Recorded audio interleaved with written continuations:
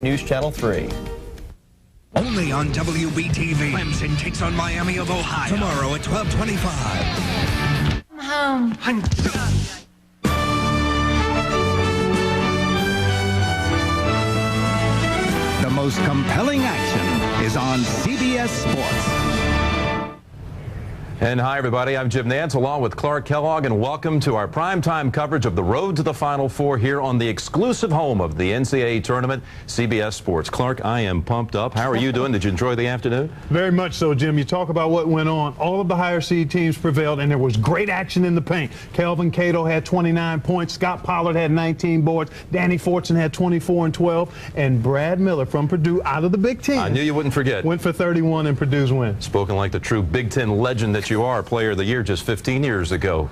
March Madness is in full swing, and in tonight's action, Coach Dean Smith could get into the second round and the history books as he looks to tie Adolph Rupp's all-time coaching victory record of 876 with a win over the Fairfield Stags. A short time ago, Andrea Joyce caught up with Coach Smith.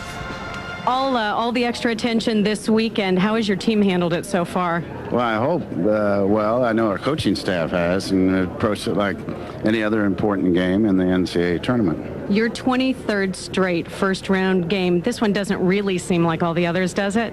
It does. It's always fun to get to the NCAA tournament and then hope you play well once we're here.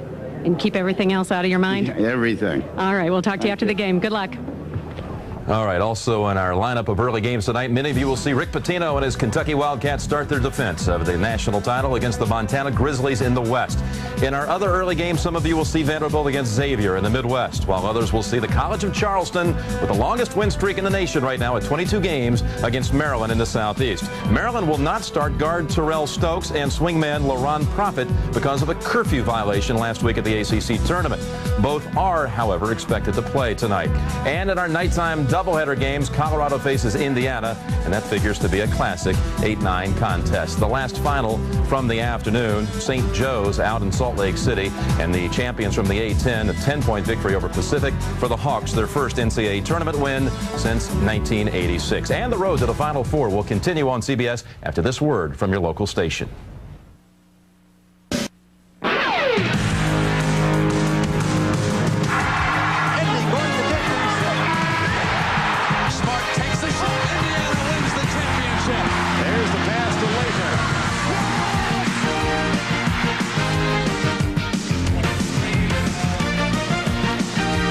Time in Winston-Salem, North Carolina. The road to the Final Four continues with first-round action in the East region as the #1 seed is ready to take to the court the North Carolina Tar Heels, winners of 12 in a row, taking on the #16 seeds, the Stags from Fairfield. The winner of this game meets the winner of the last game of the day here in Winston-Salem. Indiana and Colorado coming up later. Earlier today, California beat Princeton by 3. And Villanova handled LIU by 10. The man of the spotlight at the moment is Dean Smith.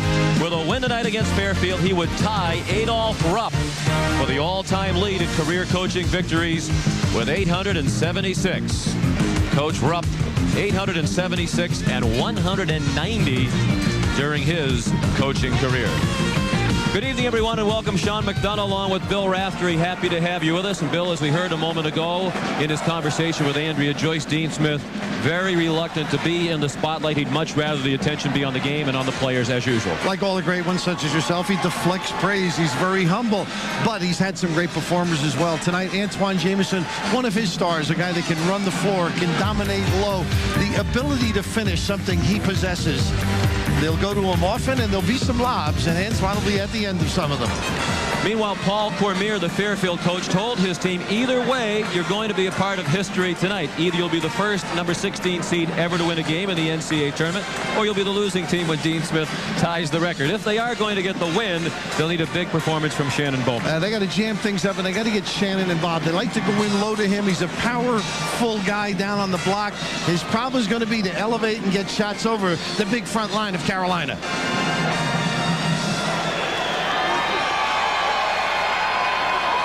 The starting lineup for Fairfield: Bowman joined in the front court by John Tice and Darren Phillip. And the guards are Kyle Commodore and Greg Francis, who was the tournament MVP in the MAC Conference Tournament, which Fairfield won in almost miraculous fashion. More about that as the night goes along. Meanwhile, North Carolina 24-6. Anamola Okulaja and Antoine Jamison, the forwards. Serge Zwicker, the center. Shammond Williams and Vince Carter, the guards. And let's check in with Andrea Joyce. All right, Sean. Shammond Williams rolled his ankle in practice on Tuesday. He's been wearing an air cast since then, but just took it off for the game. Didn't practice much yesterday, but he did work out today. I spoke to him a short time ago. He says his ankle is still pretty sore, but he said the only thing that would take him off the court tonight is if they cut off his foot. Big night for everybody, Sean. They all want to be here. And a sellout crowd in attendance, most of them cheering for North Carolina. The Tar Heels had the shortest trip of any school in the NCAA tournament to their first round site, 55 miles. Dan Reynolds threw the ball in the air. He's working with Steve Olson and Steve Welmer as the officials, and the tip controlled by North Carolina in white. And the Stags go man-to-man, Sean McDonough. You'll see a lot of zones, however. And Vince Carter fouled immediately by Kyle Commodore. Paul Cormier, Massachusetts native, in his 6th season as Fairfield head coach. 13 seasons overall, including his 7 years at Dartmouth, 161 wins combined. And looking for the biggest win of his career tonight.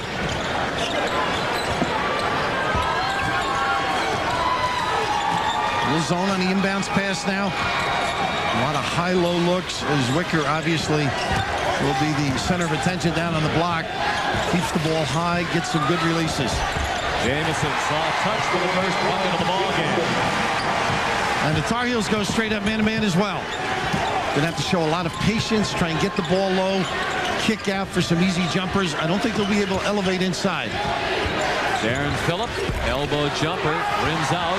Obviously, Fairfield a little bit nervous at the beginning. A good start, important for the Stags, according to Coach Cormier.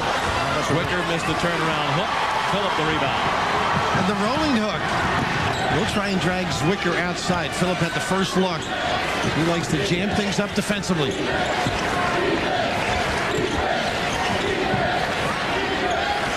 Greg Francis to John Tice. That's a 3, and Fairfield has the lead, 3-2. And Shannon Bowman contributed with a solid pick down the lane.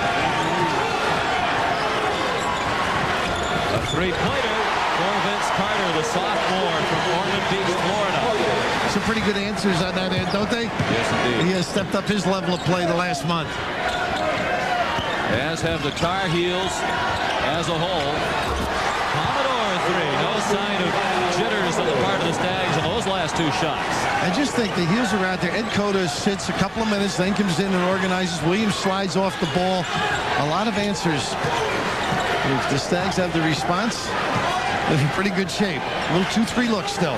Nice play. Got to catch it, get the hands ready. Pass off the hands of Serge Zwicker. Fairfield, a small school of 3,000 undergraduates in Fairfield, Connecticut. About a 45-minute drive from New York City. And they got here with the automatic bid as the conference tournament champions. They were 2-12 in the regular season and finished last in the MAAC. And then they won 3 games in a row in the conference tournament after winning only 2 the entire regular season. That's amazing. I can relate to the losing during the regular season. The tournament success, I can't. Stepping on the end line on the penetration, you can't afford turnovers. You need shots. Fairfield had high expectations this season, decimated by injuries throughout, particularly to Bowman. And as he got healthier at the end of the year, that was a big part of their success in the conference tournament. Carter missed a 3. Okulaja back to Shammond Williams. The tip wouldn't go for Jamison. And the save in the corner by Darren Phillip. Some of you will be leaving us momentarily to see the start of the Temple, Mississippi game. Others will leave at 8 Eastern time to see Montana and Kentucky. And Sean, they're running their stuff nicely. Good crisp cuts, good screens, patience. Reversing the basketball. Williams with a hand literally in Commodore's face. Francis, he's been their biggest scorer. Greg Francis, the senior from Toronto, one of 3 native Canadians on this Fairfield team. Okulaja the miss. And the rebound by Greg Francis. A pretty good start for the Stags. Real solid, making the shots and defensively rebounding. 9-5 Fairfield, 3.5 minutes in. 11-5 Fairfield after the basket underneath. Wow. Did you say nervous early? They got over it quickly.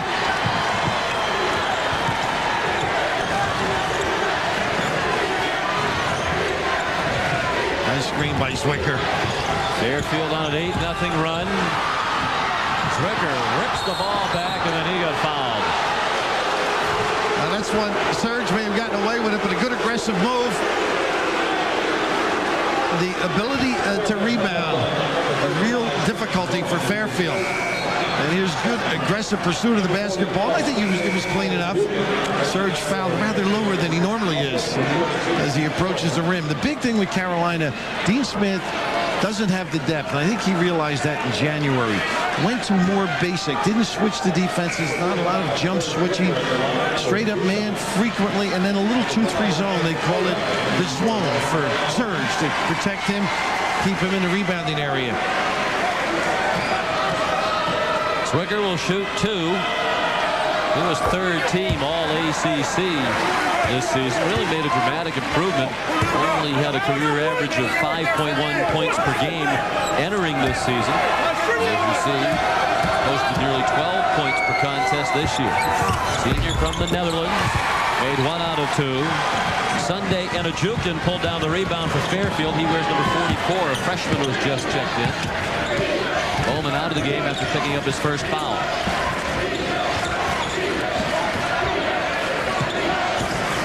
Mike Horan also in the game, wearing number 42. Not the same Mike Horan who has punted for the New York Giants. Tice has it rim out. Enajukin the offensive rebound. Horan lost control. Carter played it off to Williams. Back for Carter. That's when they're tough. Good gut cut by Carter in the response. Coda in the game on the other wing. Williams able to make that decision. Fairfield come up with a couple offensive rebounds, just couldn't knock it down. Stags lead 11-8. Here's Horan. Nice pass. Enajukin was fouled. And it's a shooting foul, says Steve Wellmer. So Enajukin will go to the line for 2. Vince Carter called for the personal, his first. And the first foul called against North Carolina in the game. And Mike Horan with a nice look on that cut across the lane. Composure very important for Fairfield. Getting a sense of what's happening, what's transpiring. I think they're in very good control. Relaxed, and maybe that idea of, hey, let's see what happens for 20. Maybe we can steal one or get the second half with a chance to. Enajukin to shoot 2. And it has been a struggle for Sunday all season long from line, 47%. Get a little rash when you hear the whistle when you're shooting like that. That applies to most of the team. The Stags, 61% free throw team, worst in their conference this year. But they lead by 4 at our first time out. It happened one day. Just after sunrise in Hunan, Shen Cheng became the first in his village to call America. Lloyd moved from Lone Pine to the global village. And a man named Riley scouted 6 NBA teams at one time. Later, a banker sent $500 million and hope to workers halfway around the world. And a reporter sent word that the citizens of Claremont were all safe and sound. Nothing is impossible. Well, we've got to believe that, too. As Christopher Reeve inspired a room full of people 1,000 miles away.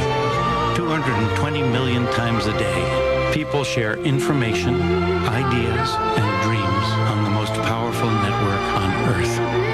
And from a world away, a tiny voice reached Shen Cheng. Hey, Papa. AT&T. It's all within your reach. The Michelin X1 with a 6-year unlimited mileage tread life. Nearly 5 minutes in, Fairfield leads the number 1 seed North Carolina by 4 points. And for those of you expecting to see Montana and Kentucky, we'll be sending you for the tip at 7:55 from Salt Lake. That's another 1 versus 16 matchup. Been a fun day so far. Really has been. No major upsets, but a lot of well-played games. We saw 2 of those here earlier today. A lot of closely contested action. Shammond Williams, a three. Against the heels within one.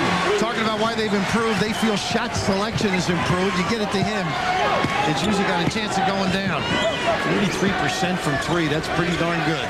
And 52% from three for Williams over the last 17 games. That's a long stretch to shoot over 50% from three. Francis guarded by Williams. Bowman back in the game as Wicker's playing him.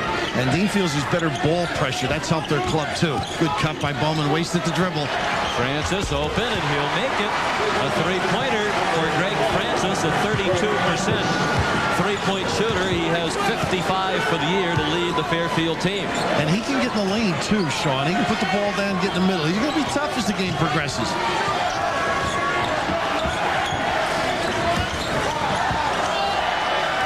Carter, a three. Rebound, Tice. Brent Wall now in the game with the ball for Fairfield, number 22.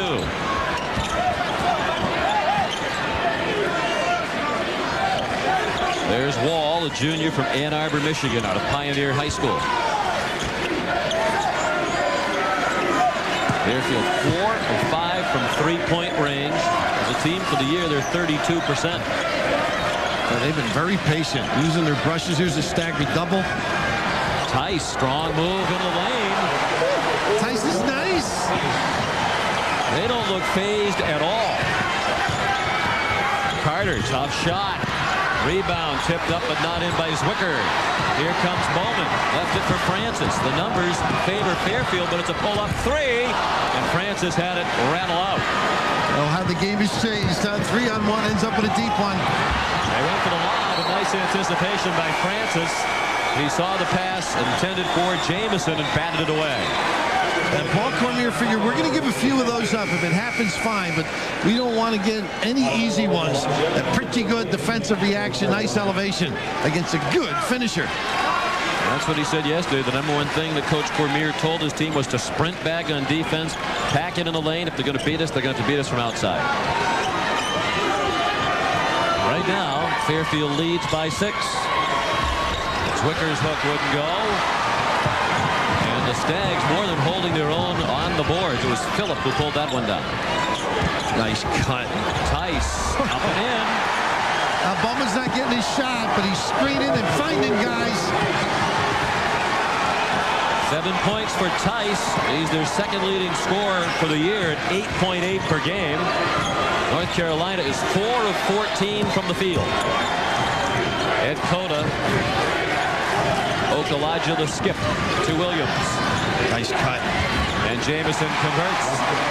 They have a great ability to pick up holes and weaknesses in your zone. Good crisp cuts. Nearly 8 minutes in. Fairfield by 6.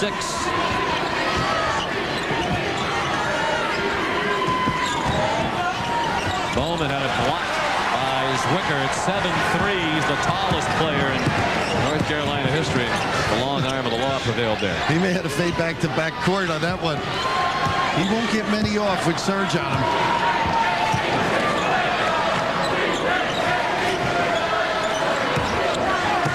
Cota, freshman on the all-freshman team in the ACC. And the foul committed. Good cut to the open spot by Okalaja, and he'll shoot 2. Now that's his contribution to this team, finding his way, learning the point position, a tough one. Kenny Smith, Phil Ford, some great ones that played as freshmen. But Eddie is the difference, too, in this turnaround. Loves to give it up. Dean says he's comfortable coming off the bench.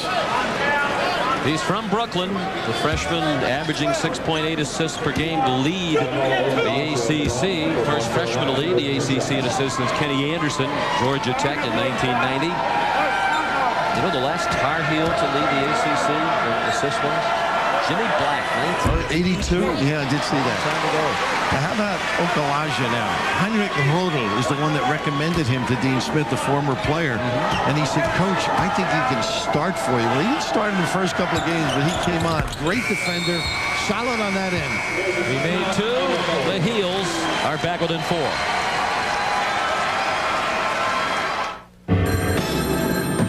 Freshness Hotline, what's the problem? Man, my party is lame. I think I got some skunky beer. Sir, relax. When was your beer born? Born? What are you talking about? It doesn't have a born-on date? A what? Do you have any 60 minutes? Well, Sean McDonough, Fairfield out of the gate strong. You're going to see a nice little cut and a response. And this is one of the reasons they're doing extremely well. Back cut, nice spread on the offense, nice little kiss delivery at the end. But Shannon, like the meat hook, Dimitri Hill, Florida last year, solid player. Bowman playing with 3 bone chips in his right ankle. That's been his major ailment throughout this year. Fairfield handles the press very nicely. Francis double team, passed out of the trap. Commodore back in now for the Stags, ring number 23. Serge really jamming it in on Bowman, trying to help out on others. Still 15 on the shot clock. Didier Boucard is in for Fairfield, number 25. There was some question as to whether or not he'd play. He's bothered by a sprained ankle. Shot clock at 5. Francis, a step back 3. Step back jack. I mean, that takes a lot of effort and not an easy delivery. 9 points on 3 threes for Greg Francis, who's coming off a 26-point effort in the conference championship win over Canisius. He was the tournament MVP. Zwicker was short from very short range. Fairfield with the ball up by 7. Nearly midway through the half now. And Ed Cota had that little foul line jumper. He's going to have to stick that, Sean. Paul Cormier said his goal was to have this be close late enough so that CBS would have to send audiences from other games back to see surprising Fairfield hanging in there with the number 1 seed North Carolina. And I'm in trouble this trip with the basketball line. Williams has Cota. And Cota, outstanding defense by Francis, missed the shot. A nice play by Williams, giving it up early, too, where Ed could do some damage. Good reaction by Fairfield. A quarter of the way through the game, Fairfield leads by 7. Second consecutive turnover, however, is Carter intercepting the pass. And I got to value the basketball. Look at this quick entry. Okulaja had it swatted. It was knocked away by Inajukin. North Carolina won for its last 8 from the floor. Sean, do you see a little Princeton out here with Fairfield? Yes. Spread the floor, take away the size, the power of inside with good, quick, crisp cuts. Francis guarded very tightly by Williams.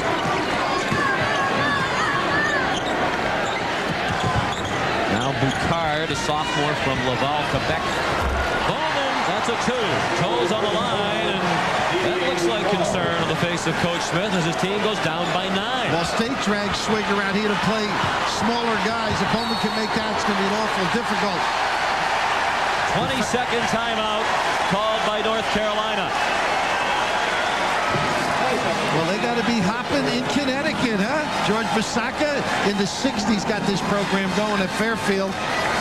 Slipped a little all of a sudden a few years ago. Mitch Bonagura got him going a couple of years, 86, 87, 88 in the NCAA. Nothing much of late. All of a sudden, Paul Cormier, a tough year with all the injuries this year, but have stepped up beautifully. Bradley, the last team with a losing record to win the NCAA tournament game and NCAA tournament game. That was in 1955. They were 7-19 that year, Bradley. They actually won 2 games in the tournament. Fairfield coming in with their .379 winning percentage this season. That's the 4th lowest in tournament history. I did not work the Bradley game, incidentally. No, you were busy doing another game that night. Fairfield on a 12-4 run. Defensively, shaking it up, different look, straight up man this trip, mostly zone. Carter to Zwicker. Carter guarded by Tice.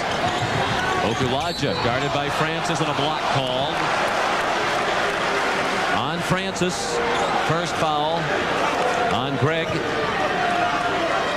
Not too bad a reaction, though. Just got a little too tight. Paul Cormier in the background. Coach with Rolly Massimino. Not a bad start in life, huh? At Lexington High School in Massachusetts. And then later coached on the staff at Villanova. Recruited many of the players who were on the national championship team in '85 for the Wildcats. He actually left that season, become the head coach at Dartmouth. Wasn't around when Villanova won the title. Jamison a miss inside, then a frustration foul. Yeah, not one he should have had. Just run back. Had a decent look, just didn't kiss it soft enough. You let them touch the ball often. They've done a good job jamming them up. You don't have the same relaxed stroke. And right here you see Bowman using the body. I compared him to Dimitri Hill at Florida. Same physique, maybe not as good offensively. But you can see here the reach-in, something he doesn't have to do. First foul on Jamison, just the second on the team. 8:20 remaining first half. Fairfield leads North Carolina 24-15. Bad pass. Bowman with those bone chips just cannot run fast enough to run it down. Well, with or without the bone chips, I think he might have a little trouble sprinting for that one against that 2-3 zone. Dean had pulled the string a little bit, and they didn't react properly. Fairfield has had the chance here to push the lead up into double digits, but on a few of the recent possessions, they've become sloppy and have started to turn the ball over. Defense, too, stepping up a little bit. Big bodies, big arms make it tough to get the proper angle. Coda, good pass into Jamison. He was way short with the shot. Got it back on the palm, didn't really stroke it. Come on, Twan. Commodore to Phillip. Now Tice on the floor with Bowman and Francis. Zwicker out to block the three-point try of Commodore. Both teams have gone cold. Fairfield still leads by 9. The lob. Carter to finish off the pass from Coda. They sprinted back, but it was Commodore back. And in this high C, you got to have a little more size. Good look. Commodore does not resemble the Admiral. No, not at all. Foul line might be open for a flash and a kick. Tar Heel fans, and there are many of them here, trying to spur on their team. Nearly the steal by Carter on the pass intended to Phillip. Fairfield by 7. 7:15 remaining in the first half. Tiger Woods takes on Augusta National. The Masters on CBS. Honey, come here. I got it all figured out. If we leave at dawn, we go through Bluff Woods, over this mountain here, then we cross Wills Creek here, and then, boom, we will be at the Hoffmans at dinner time. But they live next door. What do you mean, you don't even want to drive? The Monopoly game at McDonald's. You could win a Ford Explorer Eddie Bauer edition. Just buy large or supersized fries and you could win this prize. It's our best Monopoly game ever. I'm walking. Great, I'm driving. So, what do you want with your prize? Well, there was one year where I almost lost the entire backyard to crabgrass, and I vowed that would never happen again. The following year, I did use Turf Builder plus... Dean Smith looking for career coaching victory number 876 to tie Adolph Rupp, but that's the last thing on his mind at the moment. The Fairfield Stags, the number 16 seed in the East, have a 7-point lead in the ball with 7:15 left in the first half. He's got to tie Fairfield before any of that occurs. That's right. Tice off the inbound play, missed the 3. Rebound, Phillip couldn't save it. You talking about Dean Smith and his success. How about this tournament? Roy Williams and Eddie Fogler, top 6 in the country, and Dean Smith, they're all in the NCAA. Bill Guthridge alongside him. Of course, Roy Williams and Eddie Fogler, former Dean Smith assistants. Williams ranked number 1 in the country. Coach Smith's Tar Heels ranked number 4. And Fogler's Gamecocks ranked number 6. Not too bad. Not a bad trade. Bill Guthridge, I mentioned, longtime assistant. 30 years on the staff with Dean Smith.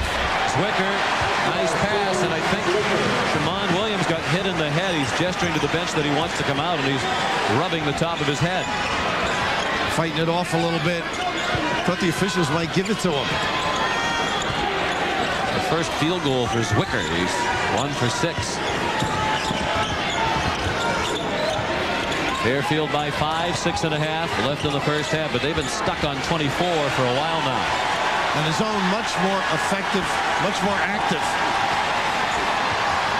Gone nearly 3 minutes without a point of the Stags. Tice couldn't get that one to go. He got it back off the hands of Zwicker. And a foul. Zwicker came down across the arm of Tice. And he's a little slow to get up. And you can see the reaction by Zwicker. That should have been his rebound. Just a little slower reacting than they would like on that particular play. This one, maybe Tice bring it back out. He's fortunate to get to the foul line, use a little more clock. He's given them everything, is the quote by the North Carolina people, Serge. Tice to shoot 2. 64% from the line for the season for John, a freshman from Bayville, New Jersey. Central Regional High School. He might still be a little bit woozy when he got hit by his wicker. Number 35, Shannon Bowman. Ran to the bench. Phillip goes there as well. Bowman and Enajukian are back in for Fairfield. Tice, who was on the all-freshman team in the MAC this season, missed both, but the loose ball wound up with Greg Francis. Well, they're still stuck on 24. More than 3 minutes now. They're really having trouble because they're attacking the shooters outside. They're giving up some stuff on the baseline. Bowman gets it to bounce in. First field goal in 3 minutes and 23 seconds for Fairfield. They lead by 7. Shannon Bowman has 6 points. Go inside now. They got the man-to-man. Did some touches. Shammond Williams missed a three-point try. Bowman protected the rebound.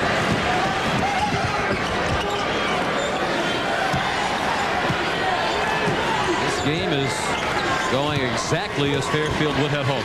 Paul, the plan is to perfection right now, using a little bit of clock, and they love to get it inside. You can see there's Enajukian on the box, didn't get the pass, but they generally like to jam it down. Atlantic 10, 1-1. St. Joe's the winner, Rhode Island the loser. The Big Ten is 1-0 with Purdue's victory. The Big East 2-0 today, wins by BC and Villanova. And the Big 12 is also 2-0. Iowa State and Kansas victorious today.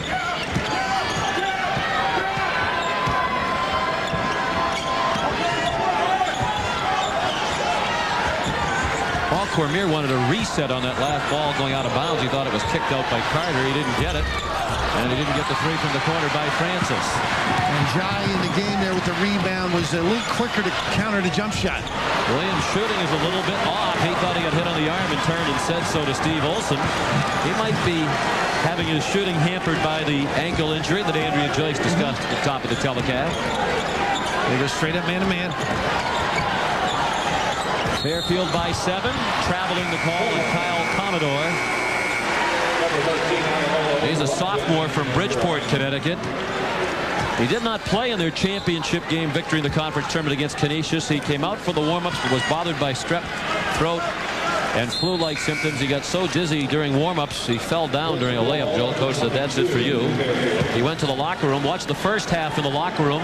They gave him some medicine and got him rehydrated. They said, "Well, you come back to the bench and watch the second half." He said, "I don't want to go out there. I don't want to change anything. We're on the verge of upsetting Canisius and going to the NCAA tournament. I'm going to stay in the locker room." Superstitious player like a coach. There's the alley-oop to the empty backside. Well designed, and who pushed the button? Ed Cota. Jamison with the finish. Carolina down by 5. Brent Wall back in the game with the ball for Fairfield. Stags stagnant on offense of late over the last 5 minutes, but they still have a 5-point lead. Bowman guarded by Jai. Wow, tough shot for Shannon. He kept the dribble alive, maneuvered his body, and the kiss release at the end. Lead back to 7. Bowman was in a situation with those bone chips at the end of the season when he was only playing in games and not practicing. Jamison, no basket, foul before the shot. Paul Cormier thought that arrangement was really hurting his team, was hurting the chemistry. It wasn't helping Bowman. They lost their last regular season game at Loyola of Maryland, and on the long ride home, he talked it over with Bowman. Said, either you practice or we can't have you play at all. He's been practicing, and they've been winning ever since.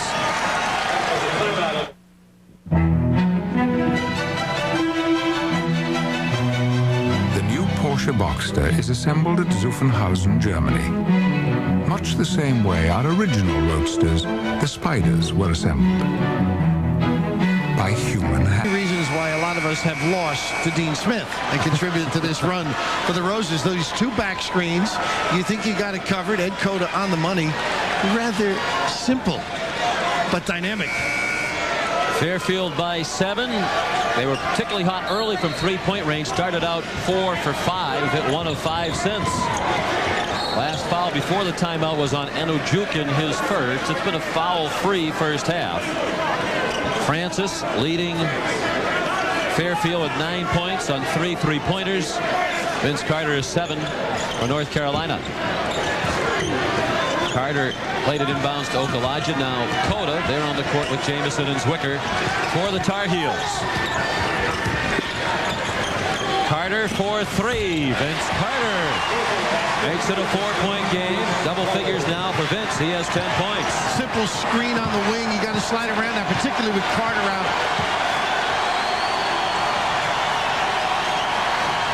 Carter averages 12.5 per game, nearly to his average here in the first half. Wall on the court with Moran, Francis, Bowman, and Ojukin for Fairfield.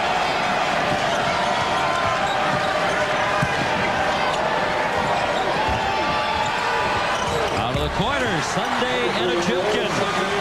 And so what a nice job. They dragged everybody high. He snuck baseline on the same side as the ball. Fairfield by 6 with less than 3 minutes left in the first half. Okulaja was open for 3, decided to take it to the bucket, and he traveled on the way. And boy, had Carter right at the foul line on the pickup of the ball. The extra step cost him. Just the second turnover by North Carolina. They've struggled with their shooting. They've been at 50% or better in each of the last 8 games of the Tar Heels. 35% in the first half tonight, while Fairfield shooting a robust 57%. And really not getting a lot of opportunities with good looks. The changing of the defenses has been a little bit confusing for Dean's guys. Do you remember what your record was against Dean Smith? You mentioned there's a reason. I sure do. Those wins. I sure do. What was it? He's 1, I'm 0. Because after he beat us, I decided we're not playing anymore. Well, if it's any consolation, Adolph Rupp, the man he's trying to catch tonight, was 2-5 against Dean Smith.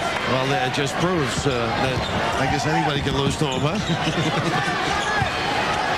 Shot clock down to 5. Stags need a shot. Wall, a runner, got no rim. The putback did. Then Francis fell down. He's grabbing his ankle. That would be a huge blow to Fairfield's upset hopes. And he's running back, fortunately. But they get the easy look on 5-on-4. Steve Ballmer wants the timeout to address Francis' difficulty. He's wearing a brace around his left ankle, and it was that left ankle at which he was grabbing when he hit the deck. Had a chance for a score if he had stayed on his feet. Certain clubs during the year have problems. Cal with its injuries, Fairfield with his injuries, as Carter's on the foot of Carter, yeah. That's when they're really bad turns. He is going to sit on the bench, but he's walking around not all that gingerly on the sideline. As you can see by the facial expression, doesn't appear to be in great pain. And a whistle along the far sideline. I'm not sure what it is all about. Steve Welmer blew the whistle. Apparently he was just knocked out of bounds by North Carolina. 4-point lead for Fairfield. And here comes Francis right back in.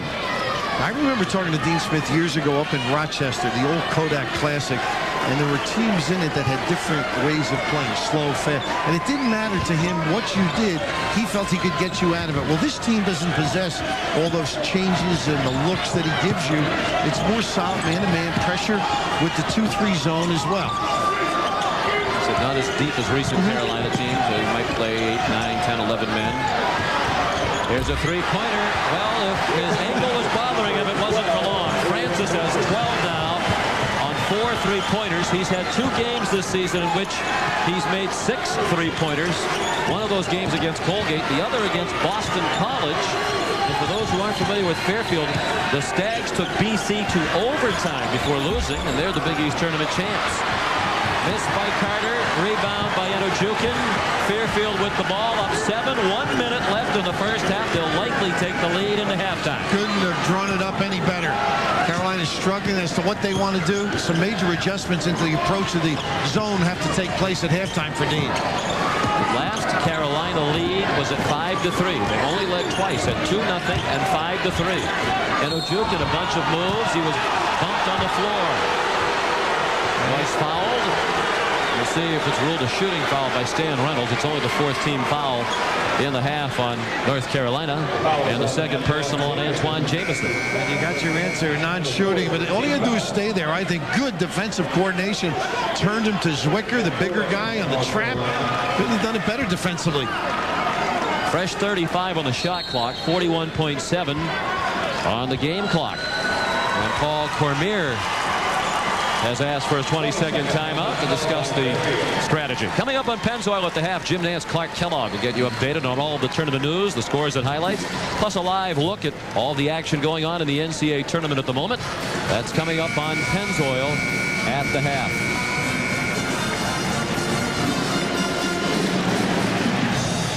Paul Cormier was the conference coach of the year last year in the MAAC. He led Fairfield to their best record in 10 years. They were 20-10 last year, made it to the NIT, lost to Providence in the first round.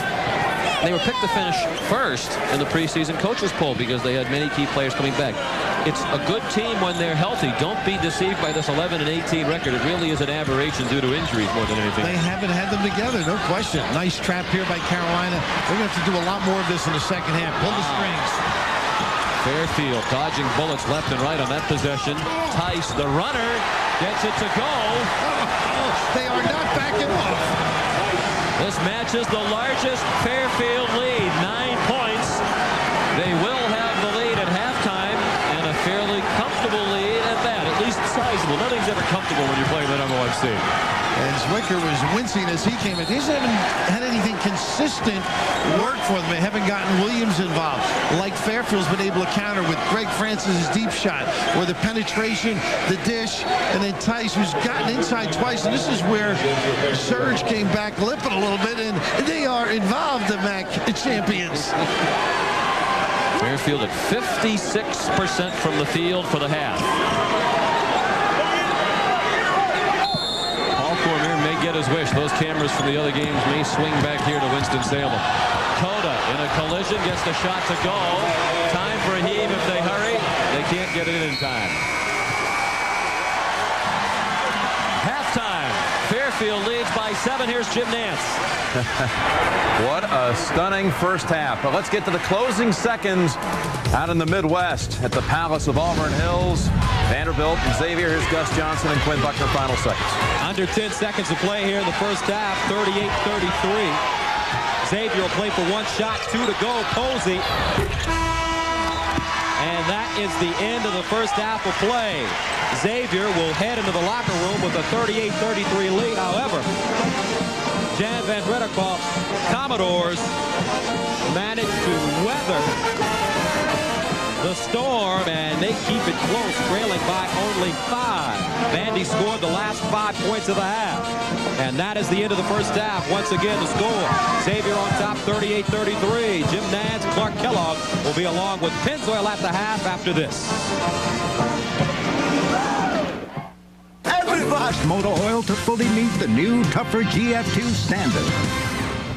11-18 in the tournament, and Jim Nance, Clark Kellogg here in New York. I've heard it all week. Should the little guys still stay in the tournament? This is why you keep the little conference represented in the NCAA tournament. Without question, you do it between the lines, and Fairfield has gotten off to a great start, executing their half-court offense, taking opportunities in the open court, shooting a high percentage, and playing even on the backboard so far. So it's a 7-point lead for the Stags, and just a moment ago, our Andrea Joyce talked with Paul Cormier, the head coach of Fairfield, as they headed to the locker room. Coach, I know you didn't expect to be doing this kind of interview at halftime. How have you managed to keep North Carolina off balance? Well, we're taking advantage offensively. We're answering. I didn't know if we could score as well as we have so far. I'm sure there's going to be some adjustments made from their end, but we've been answering, so we've been doing okay, and we've been keeping them off from getting second shots. I think that's been the key. Pretty heady experience for your young team. What do you tell your kids in the locker room? Well, we'll calm them down right now and come out and try to execute exactly the same way. Good luck in the second half. You know, Clark, I keep thinking about 1994 when Carolina was a 1 seed and played Liberty in the first round. Liberty was down 6 at the halftime, but then took the lead with 10 minutes to go before Carolina routed them by 20. What about Fairfield staying in this game in the second half? They're leading by 7. Well, they've got to continue to rebound the ball, and they've got to execute, but you would expect North Carolina to step it up defensively and try to attack them inside where they've got a size advantage. All right, Clark, also at halftime, and Xavier against Vanderbilt, and that score 38-33. The Musketeers, the 7 seed, leading by 5. All right, let's continue here with a look at this one. College of Charleston with that 22-game win streak, leading Maryland out of the ACC by 5. 1:40 to go in the first half. And let's pick up the action with Tim Ryan and Al McGuire. A 5-point lead for Charleston with 1:26 remaining first half. Charleston in their maroon colors, Maryland in white. That's Johnson with a miss. And Elliott knocks it loose, a push underneath. Maybe on Elliott or on Delaney? I think it's on Elliott. He was on the back of Delaney. All right, well, earlier today here in Memphis, #1 seed Kansas advanced past Jackson State. Purdue beat Rhode Island. They'll face each other Saturday. Our next game here tonight, #4 seed Arizona against South Alabama. We're in the 1-1.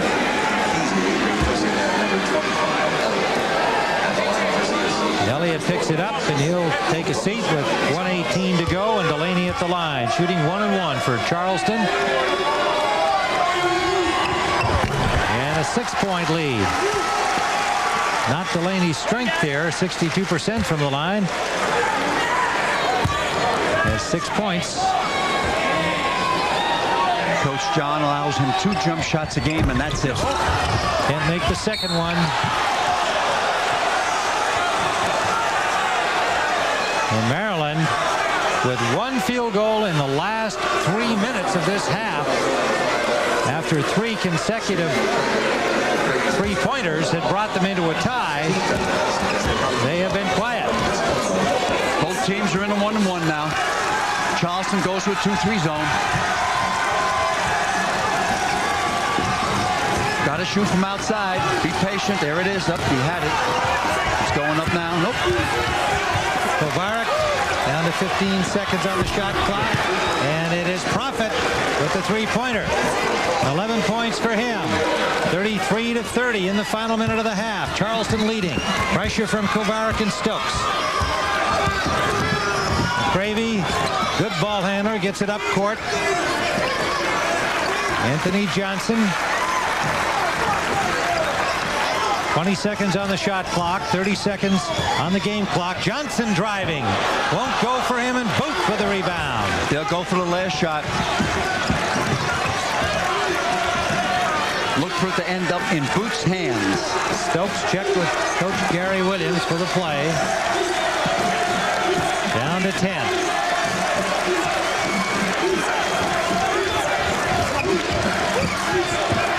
Profit for 3.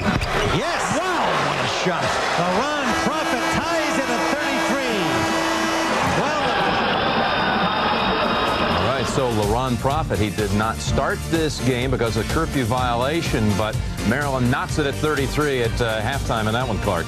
2 evenly matched teams. The experience of Charleston may give them an edge in the second half. Out in Salt Lake City, West Region action, Kentucky, the 1 seed leading the Big Sky champs, the Grizzlies of Montana by 10. Let's join for a quick taste, Gary Thorne with Dan Bonner. In Salt Lake City, Kentucky with that #1 seed extending their lead to 10 over Montana. Walker, the leader of the Grizzlies, gets tripped up in backcourt as this pressure of Kentucky continues and has resulted in the turnovers and the baskets to put them on top. Montana has been able for the most part to hang in there, Gary, but that Kentucky pressure gradually taking its toll.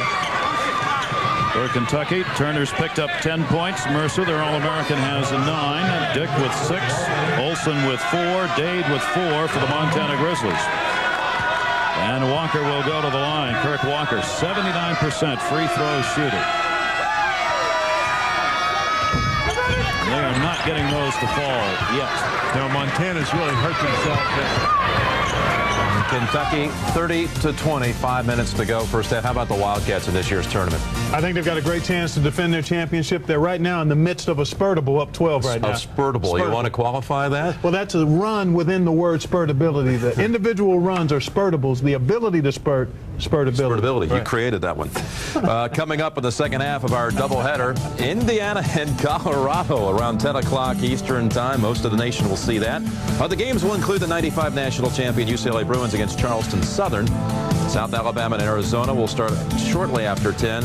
And Virginia and Iowa should close out the night for everyone. All right, second half coming up. Stay with us as we continue on the road to the Final Four. Pennzoil at the half was sponsored by Pennzoil, the first motor oil to fully meet the new tougher GF2 standards. Every 10. Well, this crowd in Winston-Salem is abuzz with that halftime score. Fairfield, the number 16 seed, leading the number 1 seed North Carolina by 7 points. This was the focus of attention when the night began. Dean Smith's pursuit of Adolph Rupp's record. The win tonight would move him into a tie for most coaching victories all time. But right now, the focus is on this game. It wasn't a fluke what we saw in the first half. Fairfield played very well. What does Carolina have to do to turn it back in their favor? Sean, I think they have to take it to them a little bit. The zone was effective. They were much more active. Offensively, I think they're going to have to take quicker shots. By that, they're so patient generally. Against the zone, they're more so. I think they got to, as at the end, Cota penetrated, look for the shot, 1 or 2 passes, and then crash the glass. And when we look at the stats, a number of things we did not expect, that Fairfield would be out shooting North Carolina and most of all out rebounding them. That is a very impressive stat. Only 7 turnovers combined between the two teams. Now, you were in a situation many times during your coaching career where you were a big underdog, and maybe once or twice you were in a position to pull off a big upset. What do you say to your team? I mean, well, generally you say it's a shame we had to come in here if we were ahead. And they get a timeout on the inbound.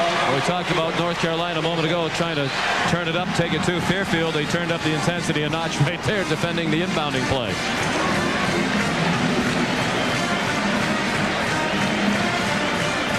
Fairfield with a timeout before they could get the ball in to begin the second half. So they'll try again, leading by 7. Largest lead in the first half for Fairfield was 9. North Carolina's last lead was by 2 points at 5-3. They only led twice in the half.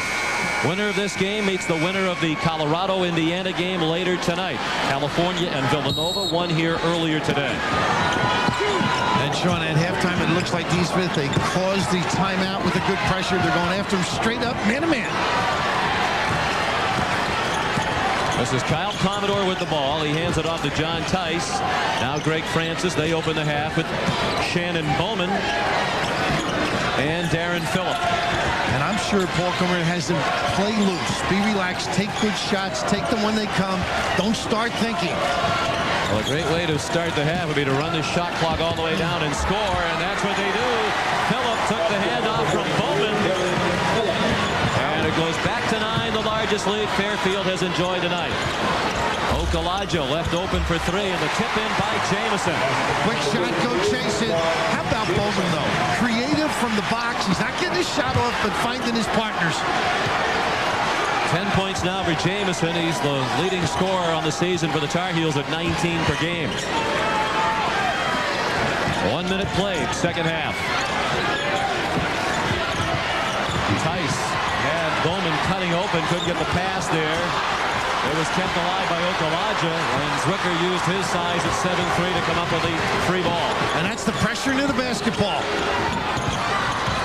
Carter, strong to the bucket, and gets the bounce. They ran out on him because you know he can shoot it. Big thing so far. Carolina pressuring the passer to the post. The inbounds pass, much different look.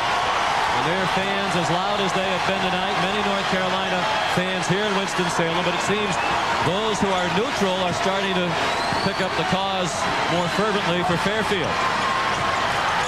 Francis, nice fake. Then Carter got a piece of the ball, and Zwicker winds up with it again. Carolina down 5. Williams. Jamison at position. Held ball. And North Carolina will play it. Is that shot quick enough? It looks like they're just going to go chase it.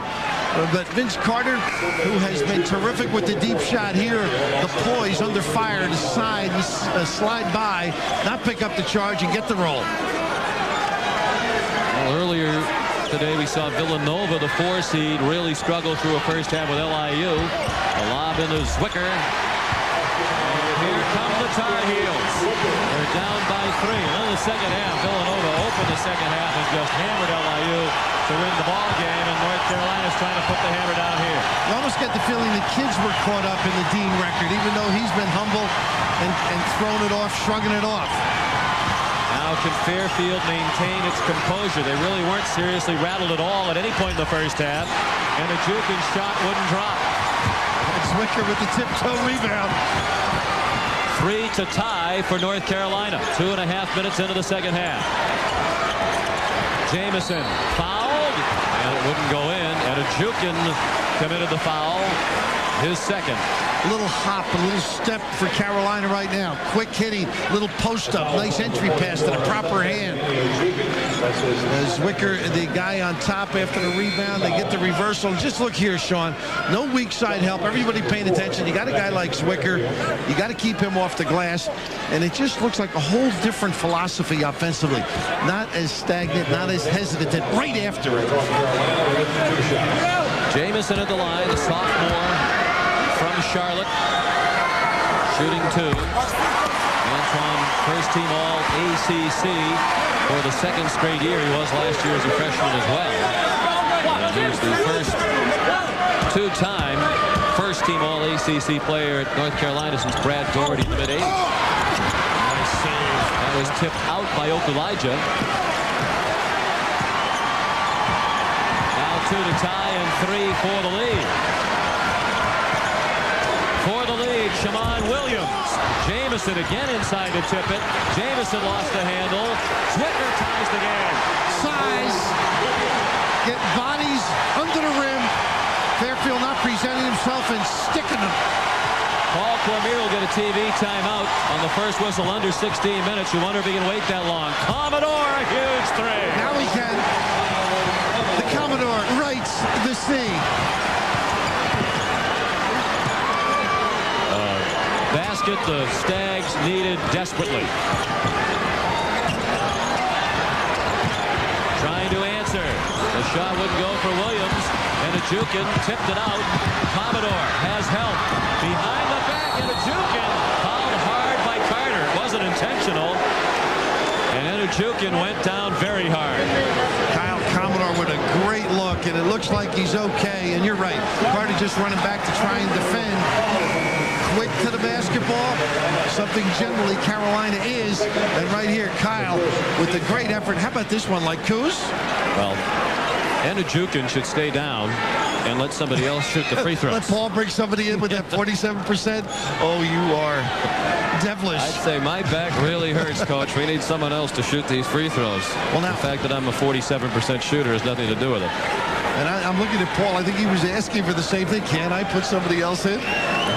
And he can. He might. Yep, because they brought the training staff out. Now, this is going to really help your confidence, but it is the NCAA. Paul Cormier is a bright man. Well, it's Thursday, but it's not a good day for Sunday on the free throw line. And you're hurt now. You're really hurt. At least for the time being you are. And hopefully he isn't hurt more serious than that. He didn't appear to be because he was all set to toe the line. Ejukin goes out and they put Brent Wall in. He's not much better. 55% from the line. But as we said, not a lot to choose from on this team. 61% collectively for the year. And 1 out of 4 tonight. Wall, a junior, sat out all of last year with tendonitis in both knees. Pretty good choice. Yep. You can feel and see the energy in Carolina, though, much more aggressive. And Fairfield with the ability for Commodore to make the 3, righted itself. It wasn't this little rundown by Commodore as well as they end up on the free throw line. 5 points in a row for the Stags after North Carolina tied it at 37. Fairfield by 5. 16-15 remaining. And I'm coding the game to go 2-3. Not nearly as effective outside. Okulaja. Get 2 people to play him. Now Eddie Cota can make some music happen. 3 for Anamola. Gets them back within 2. North Carolina had missed 5 3-point tries in a row for that connection. Anticipation by Okulaja. Send it in, big fella. Dean saying, step it up. Let's pick him up a little deeper. Take it to him. Big test right now for Fairfield. They go for the timeout. 20-second timeout. After 5 straight points by the Stags, 5 points in a row by Anamola Okulaja. Well, if you pressure the ball, the passer, the dribbler, all of a sudden you can do some damage. The denial outside, all the way from Germany, and relishing every moment at Chapel Hill. 42 all the score.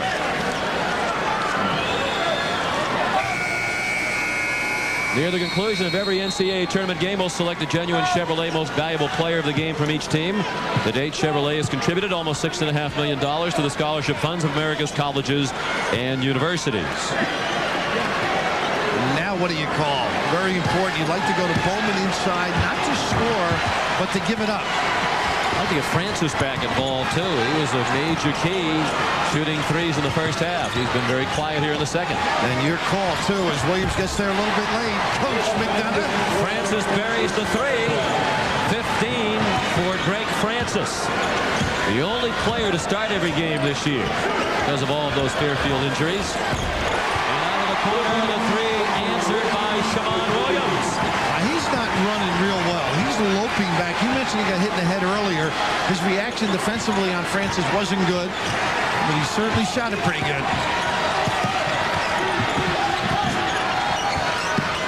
Under 15 minutes left. 45-45 the score. Bowman, shot rejected. Check it was Phillip who had a shot rejected. Out of bounds, fans boo. They thought there should have been a foul, and Dean Smith thought it should have been an offensive foul. Timeout with 14:46 remaining. Just located another test site. Talk to me. Road testing, Stuttgart, monitor 6. Lateral G-Sport 93. Speed. Moscow. Back in Winston-Salem, Paul Cormier has been saying all week long it would take a full-fledged miracle to beat North Carolina. Well, who better to consult on miracles than Villanova's 1985 championship coach, Rollie Massimino. As Sean mentioned earlier, Massimino coached Cormier in high school, hired him as an assistant at Nova. Included in this week's free advice from Rollie, try to enjoy it, try to keep things as normal as possible. That's a pretty tall order for a game like this one, Sean. Indeed it is. Jamison fouled. And a chance for three. North Carolina leads for the first time since they were up 5-3, a minute and a half into the game. Back at the other end, Tice thought he was fouled, and there was no whistle. Well, Andrea, they kept everything normal until Carolina started getting after it, attacking the glass, getting into the low post. Jamison with the little kiss release. He hasn't won by just sitting there and counting the house. And Ajukin called for his third foul. Jamison's free throw picked up by Zwicker. And then a foul over the back on Okulaja. They've been playing volleyball under that rim here in the second half. That Zwicker does not elevate. I think you can put the Saturday edition of the Daily News under his feet when he jumps. He just gets his body in, reaches up at 7 and change, and causes so many problems for the defense. First foul on Okulaja, just the second on North Carolina here in the half. Francis passed quickly out of a double team. Commodore trying for another big three.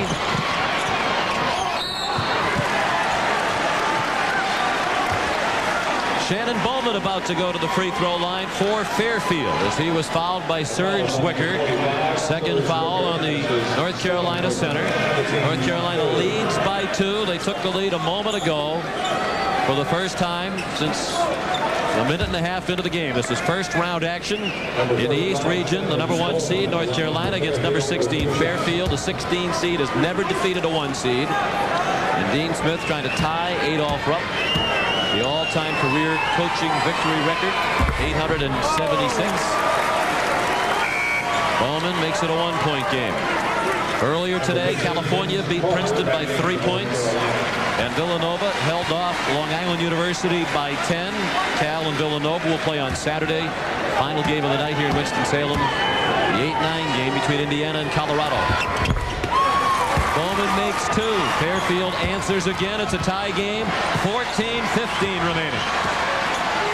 Straight up man-to-man. Should be able to get some inside post-ups. Cota in the corner. Zwicker. Nice move along the baseline. And it trickled in for Serge Zwicker. He has 9. Tough to get him out of there. You got to root him out. Don't make it that simple for the big guy.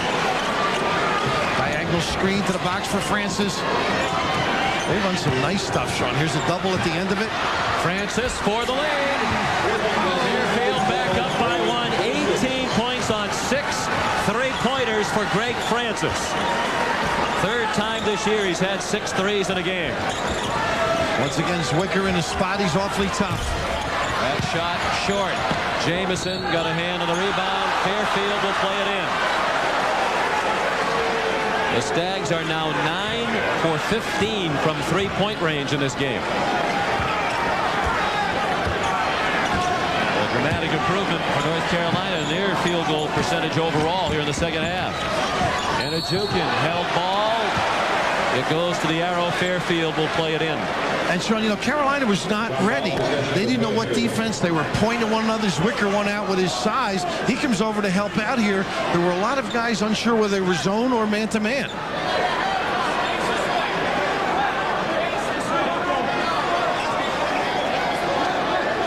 Zwicker had a monster game earlier in the year against Southern California. 22 points and 20 rebounds.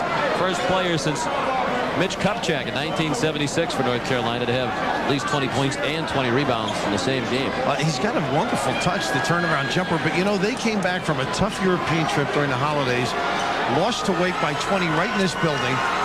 Then they had a 22-point lead on Maryland, Carolina, and lost by 10. Then they lost to Virginia. They had a players-only meeting in the locker room, and they were frustrated, the players, with one another. They thought they were better. Dean then figured, well, we don't have much depth. Let's become a little more basic. That's when the ball pressure started, the shot selection. All those little things that he teaches so well fundamentally started to occur. Conversation by the officials was about the possession. They just wanted to make sure that it was Fairfield ball, and it was. And the Stags are down to 12 on the shot clock. Game clock down to 13 with each passing moment. The major upset becomes more of a possibility. They need a shot. Commodore a 3, blocked. Carter got a hand on it. Carolina with the ball, down 1. Was that pretty? They went inside and Jamison was stripped. It was a nice pass by Cota. Zwicker gets the bounce. He just keeps coming at you. Can't teach size, they say. But Ed Cota with a wonderful post pass to start. It gets everything organized for Carolina. Zwicker with 11 points in the game now, 9 of them here in the second half. Some of the Stags look tired, particularly Commodore bending over, pulling on his shorts as he was waiting for the inbound pass. Without an inside game, it's awfully tough. They're way out past the 3-point line in this zone to defend. Oops. 2 people. Francis split the uprights right between Bowman and Tice. Each thought the pass was intended for the other. Well, when they used to play Lou Alcindor, coaches would have a broom in practice for their big guy to defend or try and get a shot off. What do you do with Zwicker? I mean, he dominates inside, size-wise. He's got a nice touch, as you noted earlier. Can knock him down. Commodore went for the steal and didn't get it. Cota played it off to Carter. Now Williams on the floor with Jamison and Zwicker. Williams, strong bounce to the bucket. North Carolina by 3, under 12 remaining. And he's not running real well, Shammond Williams, but he kept the dribble alive.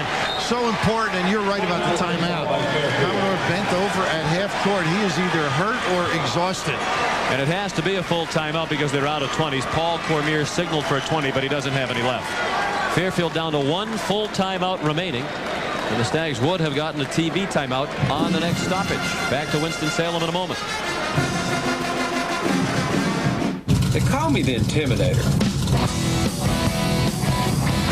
When I'm cooking, I'm unbeatable.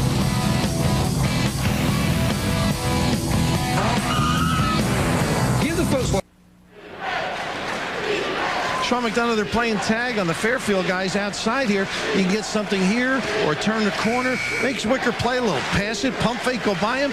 But they're not getting the opportunities. They're taking away that aspect of their game. And it's negated any thrust offensively that Fairfield's been able to put together. With that pressure up high, they've had a tough time shooting threes, which has been a big part of their success tonight.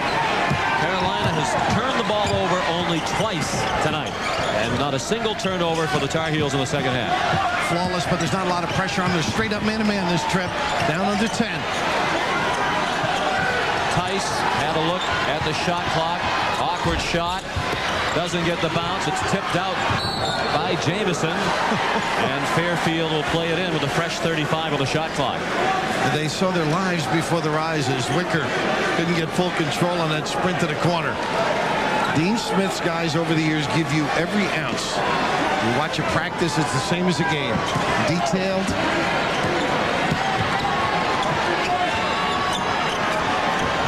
Francis for the tie. Didn't get the bounce. Zwicker flips it out to midcourt, right into the hands of Francis. 11 minutes remaining. North Carolina by 3, the largest lead of the night for the Tar Heels. And a nice play by Zerge. You don't throw it around your goal, give him an easy hoop.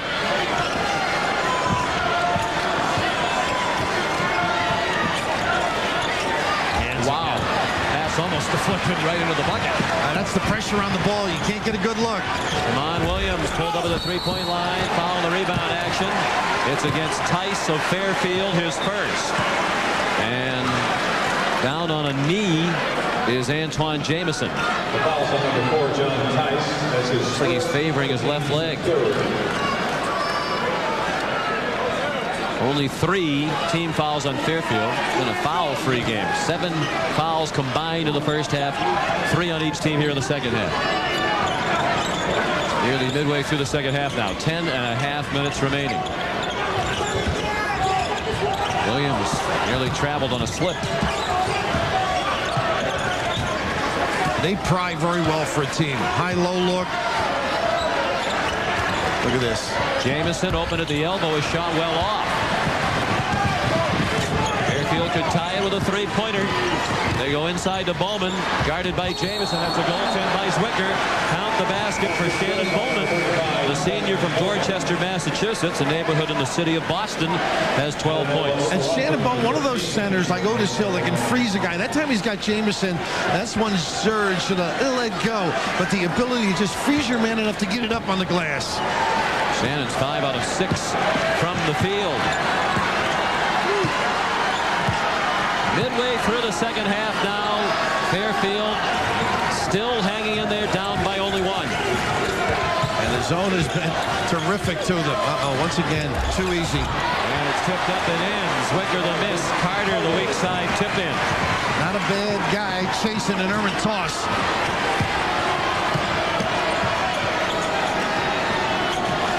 And the half-court defense extended. The pressure turned up a bit in the half-court by Carolina. A lot of times you think back cut, but they got the big people looming. You're not going to be able to get a layup. I think this is a good strategy by Paul Cormier, don't you? You're in the game. The more you can shorten the game and stay close right to the very end, the better chance you have. Francis fouled. He was putting up a tough shot with 3 seconds on the clock, and Vince Carter knows he made a big mistake. His 3rd foul. Well, he bailed him out, but a heady play by Francis just as well. You talked about Seton Hall playing Dean Smith and abusing me. Phil Ford was the reason. It wasn't Dean Smith. He was running the show. You weren't out-coached. No, not at all, needless to say. But the ability to react defensively actually hurt Carolina here. Good aggressive play. Tried for the scrape. Just a little body rub cost him. Francis, 72% free throw shooter. He's their only player who averages in double figures per game for the season at 14-4. 6 out of 10 tonight from three-point range, has only taken 1 2-point shot. Preseason first-team All-MAC. Tough year with Bowman out. He wasn't the same player. And yet MVP of the tournament, as you noted, stepping up. That's how important Shannon Bowman is to this group. That's right. Without him, they were doubling and tripling Francis all season long. North Carolina by 1. And the clock shows 9 minutes remaining.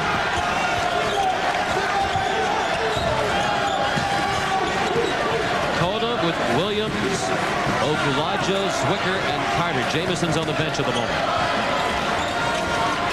You always got an outlet with Zwicker in there. Penetration, what a look. Vince made easy by Coda. 16 for Vince Carter. Former McDonald's High School All-American. 3rd team All-ACC this year was Carter. And a pass from McDonald's All-American, too. Yeah. They get some talent out there. Well, they got off to a very slow start. North Carolina started out 0-3 in the ACC, very nearly 0-4. Phillip, nice score inside off the pass from Wall. They were 0-3 and losing to North Carolina State by 9 at home with just more than 2 minutes remaining. They came back to win that game. Still went to 3-5 in conference before they won 8 in a row in conference to close out the regular season at 11-5 and finished second behind Duke. Carter for 3. Short. Never looked like his feet were comfortable. Carter fouled. He'll have a chance for 3 the old-fashioned way. Well, one thing Dean Smith preaches, and that's teamwork. Give it up. Somebody's got a better spot, and he enjoys the acknowledgement. He started so many things, the fist to get you out, the four-corner, the acknowledgement. Coda sets up this jumper. Now Zwicker turns. He's going to kick it out. An alert cut, the easy finish, the scrape at the end. All of getting better. That 8-0 run that you noted. Real solid and standing to applaud. Another one of the Dean Smith contributions to basketball. Zwicker at inside position, get called for the foul. Apparently he went over the back of Darren Phillip. That's 3 on Serge Zwicker. The foul is on Serge Zwicker. Timeout. Carolina by 3.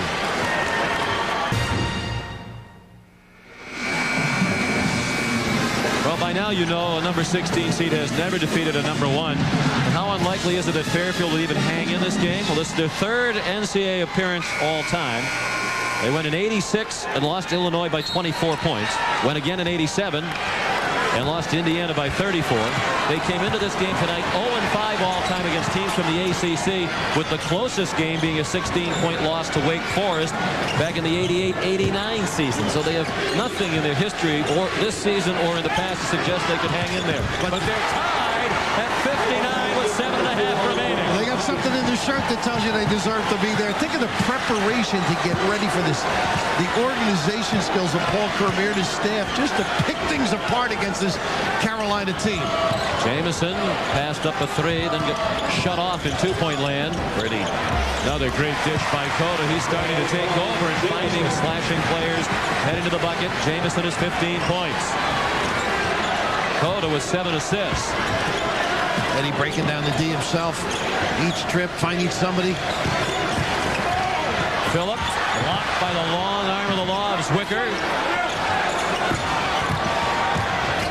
Bowman. Pump fakes. That didn't fool Zwicker. He could pump all day and get water, as Serge has a little trouble getting hold of it. It's tough to out-jump a 7'5" guy. 3 blocks for Zwicker. And a hold call on Phillip. He saw the lob entry pass coming to Jamison and committed his second foul. Well, here's the block, but it's a long way down when you're that size. You can get injured running down a basketball. And Serge, fortunately, does not touch the line as he's able to secure the basketball and push the other way for Carolina. He's such a factor just by the size. Here's even the inbound pass. The kid's released. He didn't have to elevate it all. What do you do?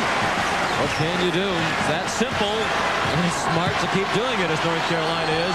This is their largest lead, 4 points, 6:18 remaining.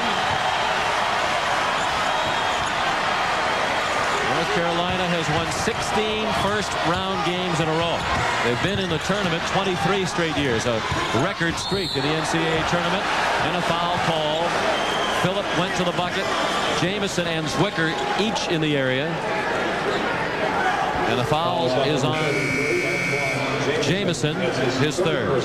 And Sean, the other end, Dean's got the success of Zwicker. I think Fairfield has to stick him, wear him, get a body on him. You just can't let him. He's setting up on the box. Rule him out. It's worth the foul. When he goes in towards the basket, hug him. He can't elevate. Not that he has to go that high, but at least you can trap his arms a little bit. Phillip at 39.5% from the free throw line for the year. Made the first of 2.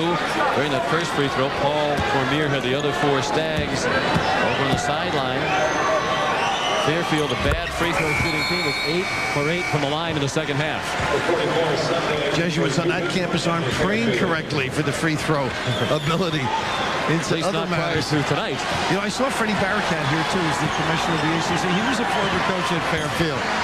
Come on, Williams. Long 3 out of the corner. So many weapons, and once again, he's hobbling back. Andrea mentioned at the beginning of the show the ankle problems. Showing a lot of guts and perseverance. They're starting to increase the lead point by point. The lead up to 5, the largest. Tice, a strong drive. No basket, foul on the drive against North Carolina. First foul called on Shammond Williams. And the quick push here by Cota. You don't get out early enough. The confidence having the big guys to attack the glass. Shammond Williams, one of the truly terrific deep shooters in the country. 13 threes. Unbelievable. That was the 7th team foul, so bonus situation. And a one-on-one opportunity for John Tice. He is 0 for 2 from the line. Obviously, those were in the first half. But Shammond 13, and in the last 22 straight, he's had a 3. I mean, pretty impressive. Tice made the first of the one-on-one. He was heavily recruited as a quarterback out of high school by several top schools, including Kansas State. But like basketball more, elected to play collegiately at Fairfield. He has 14 points tonight. A freshman playing in his first NCAA tournament game against the #1 seed. They are playing like they belong. They believe in themselves, believe in the coach's preparation. And Cota once again picking it apart. Oh, he's that pretty. Hit options too. 15 for Zwicker. 12 in the second half. Lead back to 5. There's that foul line. Now they got Bowman there early. Francis, long 3. Great Francis. And nice to play because Ed Cota got caught unsure of himself as to who to play. 23 points for Francis. Fairfield 11 for 20 as a team from 3-point range. And Pick, he turns that corner beautifully. Cota. It wouldn't go. Zwicker again. He is dominating with his size. Just awesome. Understands, and they all face the dribbler because Cota turns the corner. He bodies himself in closer. 17 points, 11 rebounds for Serge Zwicker. Under 4.5 minutes remaining. Carolina by 4.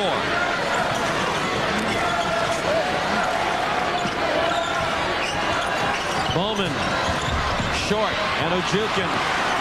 The offensive rebound. Fresh shot clock for the Stags. Little shuffle cut, step to the ball, little pick. Tice wide open for 3. Tipped out. Fairfield ball. Looked like Zwicker was last to touch it. Timeout. 3:59 remaining. Still a ball game in Winston-Salem.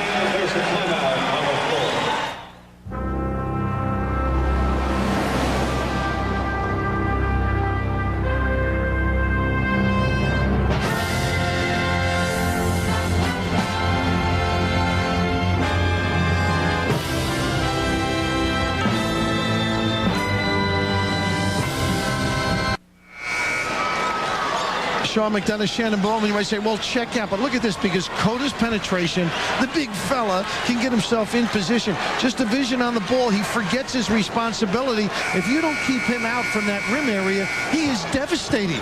He can dominate, and he has been doing an extraordinary job in that category. Fairfield plays it in with 35 on the shot clock. Under 4 minutes remaining now. Fairfield trails by 4. The steal. Williams had a little trouble on the dribble, then goes by Tice. Oh, how about that hesitation and the little smile on Dino. Oh, is he a joy to watch too, Williams. Nice little use of the bounce. Largest lead for Carolina.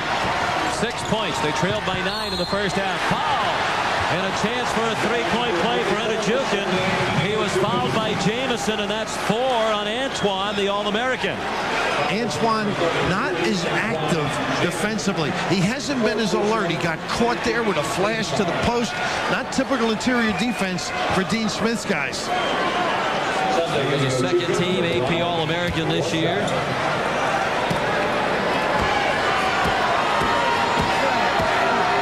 Enajukin. And he's making them 11 in a row here in the second half by Fairfield from the free throw line. They're back within 3, under 3.5 minutes remaining. Now Bowman's got to concentrate on Jamison too. Great offensive rebounder.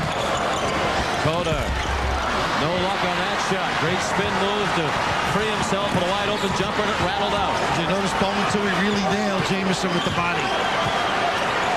3 to tie for Fairfield. Tice for the tie. And a juke in the rebound. He has been quick to get the long ones. Commodore down the lane. Tough pass. And a juke couldn't handle it. 2:50 remaining. The pull-up. Zwicker another rebound after the Williams miss. And that's why Williams shot it. The big guy was getting to the rim. Carolina will pull it out now, leading by 3.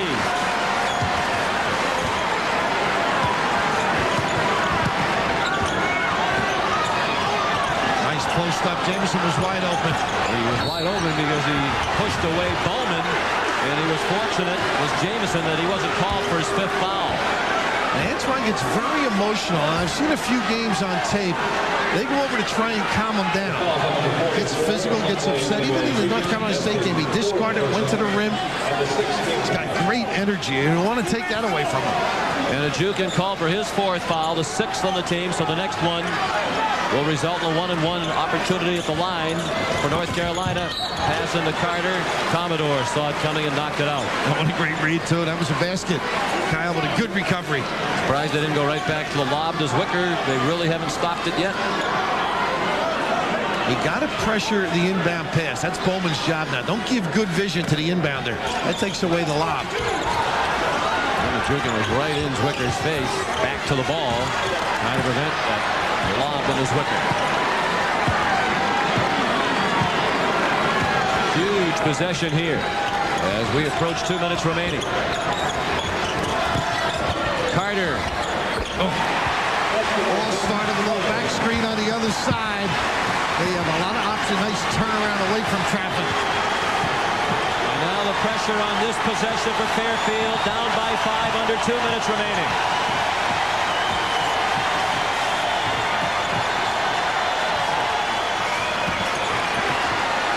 Francis with the dribble at the advantage with Jamison on him. He does not have a 2-point field goal tonight. Talking about Greg Francis. Shot clock under 10. They need a shot. Bowman must shoot. Desperation 3 wouldn't go. Long rebound. That was not a good possession for Fairfield. Didn't take advantage of the mismatch.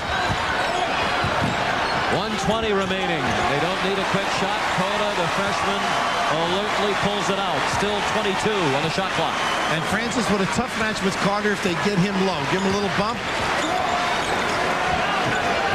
Fairfield now in a virtual must-stop situation. 1 minute. Zwicker.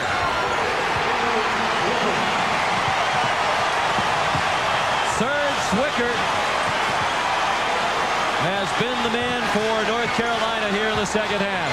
Their largest lead now 7 points. Time running out on the Stags and their upset hopes. Bowman to the bucket. Tough-minded. Timeout called by Paul Cormier. Fairfield out of timeouts with 38 seconds remaining.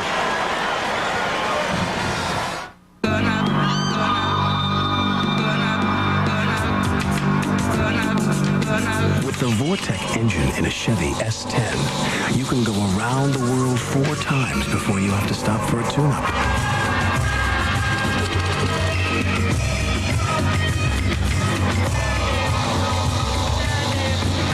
Have a nice trip. North Carolina by 5. Fairfield has stayed in the game largely because of their success from three-point land. Most of those have come from Greg Francis, a career-high 7 3-pointers in the game. The quick foul committed by Bowman on Shammond Williams. 3 fouls on Shannon Bowman. Fairfield foul on number 35. Shannon Bowman has his 3rd 17th foul. Williams, an excellent free throw shooter. 82% for the year. And Sean, Cota and Williams, 17 assists and no turnovers. You mentioned 2 turnovers for Carolina. How about that for your guards? Get into the right spot. Imagine being the #1 seed, committing 2 turnovers the entire game as a team, playing the 16 seed, and you're leading by only 5 with 37 seconds to go. Well, it tells you how they mentioned shortening the game. I think Fairfield's done a nice job controlling tempo, getting some good shots. The threes kept them alive. Then Dean stepped out, played that. All of a sudden, Bowman contributed inside. Both teams in the bonus. No timeouts left for Fairfield, and the arrow working in favor of North Carolina. Dean Smith is inching closer to tying Adolph Rupp for the all-time victory mark. Now Williams, ACC MVP, stepping up big time with the free throws. Fairfield needs shots quickly. Francis out to Commodore. Already used more than 15 seconds on this possession. And a Jukin. The tip wouldn't go. Rebound for Carter. And North Carolina is going to survive and win its first round game for the 17th straight year. Well, Dean Smith didn't want to talk about it. Everybody humming in this part of the country, as well as the basketball world, shrugs off all the praise, attributes it to wonderful players and their contributions. 62 of the wins in the NCAA tournament with this victory tonight. More NCAA wins than any other coach. And here's the play I thought that sort of sealed it. Zwicker, not known for activity. The good sprint to the open space, the response by Cota. 10 of those assists. Those people who get a chance to know him, one of the great competitors. You would not want to play golf with him, incidentally. He plays by the rules. Gets after it, and just like his team, very competitive. All the drills are orchestrated, they're rated. The game tape is looked at. The pluses and minuses registered. If you rate out higher, you start. And Jukin is fouled out with 6 points and 7 rebounds. Carter now with 22 points. And we're 14 seconds away from history. Francis, another 3, is 8th of the night. Under 10 seconds to go. Fairfield, without any timeouts, commits the quick foul. Francis hit Williams. And finally, a relaxed smile for the first time tonight on the face of Dean Smith. Well, courage displays itself in different ways. Sometimes it's preparation. Sometimes it's a guy diving and offering it up for his alma mater. But Fairfield gave Dean Smith and his group everything they possibly could. Understood what it was about, how meaningful each trip would be, what they wanted to do with the basketball, how they wanted to guard, what they were going to do defensively by getting back and coordinating in the painted area. Chevrolet MVPs of the game are Greg Francis of Fairfield and Serge Zwicker. An outstanding second half, 16 of his 19 here in the second half. Chevrolet will donate $1,000 to each school's general scholarship fund. Zwicker, a huge part of Dean Smith's record-tying night. He sure was. That little handshake was with Ed Cota, and right away Dean started coaching. Thank you very much. You should have played that guy a little bit differently. Elijah knocked it away from Tice. And the valiant effort by Fairfield comes up short. 876 career victories for Dean Smith. There is not a coach in the history of college basketball who has won more games than that man.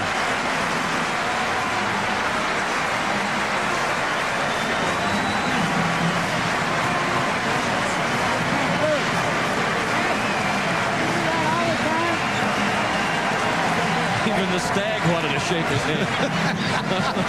Record-setting night. Adolph Rupp, 876 and 190 in his career, and a huge hand for Coach Smith as he goes down the tunnel. Dean Smith, 876 victories, a few more losses along the way, 253 in 36 years at North Carolina, and he'll have a chance to break the record perhaps against another of the great coaches of all time, Bob Knight, on Saturday. First Coach Knight's team will have to handle a very tough Colorado team. Well, in this area of the country, he's revered. The rest of the world in the basketball circles, extremely respected. I mean, a gentleman plays by the rules. And as you can see, it's really a major deal to him. Yeah, it's just another day at the beach. And I think that's typical right there. You could see the graciousness in the way he greeted Paul Cormier. I think his first response was how well Paul Cormier's team played and how well coached his team was. He respects people, and he respects people who do a good job, and that was a compliment tonight, the performance by Fairfield to Dean Smith. Terrific effort by the Stags. But that record is still intact. No number 16 team has ever defeated on number 1. One game left to come here in Winston-Salem, and it should be another beauty. The 8-9 game between Indiana and Colorado. Fairfield certainly couldn't beat Smith tonight. Final score, 82-74. Carolina. Here's Jim Nance. Well, Dean Smith's first win was December the 2nd, 1961 against Virginia. And tonight, number 876, tying Rupp. Right now, let's send you out to Midwest Region play. Vanderbilt 11 down to Xavier. Last minute of that one. Now let's pick it up with Gus Johnson and Quinn Buckner. 43.4 seconds to go. Xavier leading Vanderbilt 78-67, and it's been the pressure defense full court by the Musketeers. It's been the difference here. Also their ability to crash the offensive boards. Get the ball ahead, cross-court pass, Lenny Brown will hold it, and they play keep away. And finally a foul. Austin Bates. It's been as much the pressure of the offense as it has been the pressure of the defense, Gus. They've just pushed the ball at them so many times that Vanderbilt eventually just ran out of gas as you take a look at the brackets. And Xavier will play the winner of UCLA, Charleston Southern, which tips off at 9:57 Eastern Time here at the Palace of Auburn Hills, Michigan. First round action in the Midwest region. Winners earlier today, Iowa State over Illinois State. Big game for Kelvin Cato, 29 points. And also Cincinnati beating Butler. And our Chevrolet most valuable players of the game, Austin Bates for Vandy, 21 points, 7 rebounds. Darnell Williams, 16 points, 6 rebounds, and 5 assists. And Chevrolet will donate $1,000 to each school's general scholarship fund to award outstanding students for their academic achievements and to assist those in financial need. 25.6 seconds to go. The season coming to a close for the Commodores. They were looking for their 20th win of the season under Jan Van Bredekoff. They will finish at 19-12. However, for Xavier, they continue to play. Well, for Jan Van Bredekoff, as I said, I think he's a coach that you got to look at. If you're looking at little coaches, you got to keep Jan Van Bredekoff in mind, because I think he's done a great job. He played against a team here that just had more speed on both sides of the basketball. And that is your ball game. The Xavier Musketeers will advance to the second round as they go on to beat Vandy 80-68. They will play the winner of UCLA, Charleston Southern. Final score once again 80-68. Now let's go to Jim Nance in New York. All right, an impressive, solid effort tonight by Xavier. Meanwhile, let's move over to Memphis and the Pyramid, where a 12 seed is winning over a 5 seed. College of Charleston up 8 with 3 minutes and change remaining. Here's Tim Ryan with Al McGuire. Charleston inbounding here, leading 62-54 with 3:10 left. They might spread it out a little bit here. It's kind of early to go to the clock, but I think they'll try to get some ticks off. College of Charleston Cougars in maroon, Maryland's Terrapins in white. This is Anthony Johnson, has played a solid game, a leadership role. 4 seniors in their starting lineup. And a foul, no, travel call. That time down low, Johnson gave that shoulder and head fake, but he pulled his feet as he gave the fake. Good call. 14 turnovers for Charleston. 2:50 remains. Terps have got to make something happen. Stokes off the hands of Yazakevicius and Stacey Harris. They just had 2 terrible turnovers the last 2 times down. Maryland didn't even get a shot. 22 points for Stacey Harris. He averages 11 a game. He's been the big man in the scoring department for Charleston. Stokes, bounce pass for Booth. Booth battling it up with the ball in the end. Keith Booth, 14 for him. A muscle job by the star of this Maryland team, Keith Booth, the outstanding senior from Baltimore. Harris has just come up with a limp. I don't know if they'll have to take him out of the game. If he has to go out of the game, that's going to hurt the Cougars. We'll show you right here where he got hurt. That's Johnson on creating a turnover. He's driving for the dunk, put in the tomahawk, and when he went down there is where he hurt his foot. We'll give you another angle of the tomahawk and the way he came down. Looks like he just landed heavily on that left foot. Heavy pressure up court. 2:13 to go. Gravy gets it off to Mark Himes, number 33, a junior from Columbia, South Carolina. Got the ball in the right man's hands now. Johnson, good foul shooter.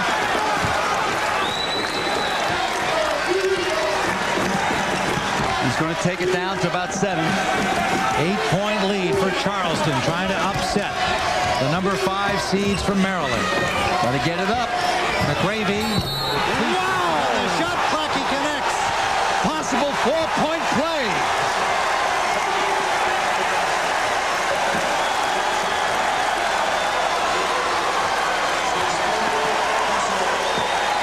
Shane McGravy, the sophomore from Spartanburg, South Carolina. McGravy can stick to 3. He doesn't get a lot of playing time, but he'll always remember that shot. Profit picked up his 4th personal. McGravy made it a 4-point play. 12-point lead. 1:38 to go. Stokes driving. Booth got the rebound, and he's blocked by Connor. And it's going to be called a jump ball. Possession arrow goes to Maryland. 1:32 left. Yazakevicius to Booth, and Booth muscles up again. Boy, there was no quit in that great senior. Keith Booth, 16 points. We have a timeout with 1:29 remaining. Charleston by 10.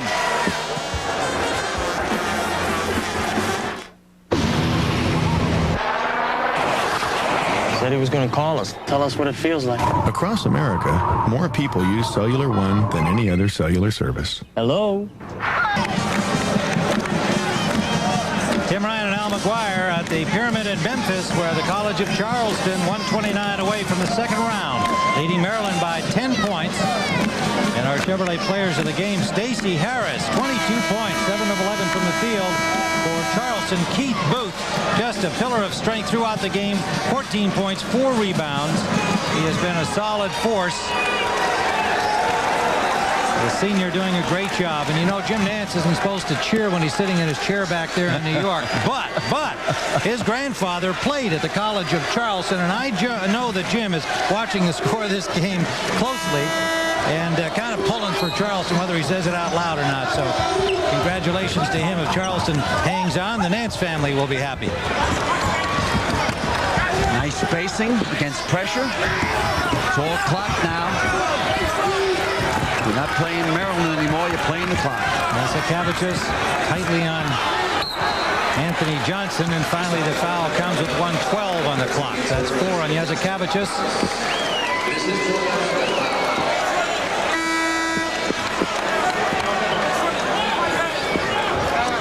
Connor comes back in. Jermel President goes out. Number 20. Johnson to the line. Kids call him Ant for Anthony. 15 points for Anthony Johnson. He surprised me with his stamina. Maryland could put pressure on him all night long. He's 81% from the line. And makes it 2. 70-58, College of Charleston.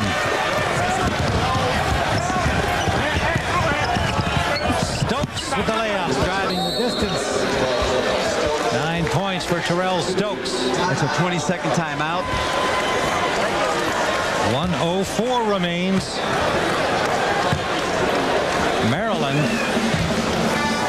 using just 7 players, has battled here as the number 5 seed in a tough contest against this experienced, underrated, somewhat unknown College of Charleston Cougar team under John Press.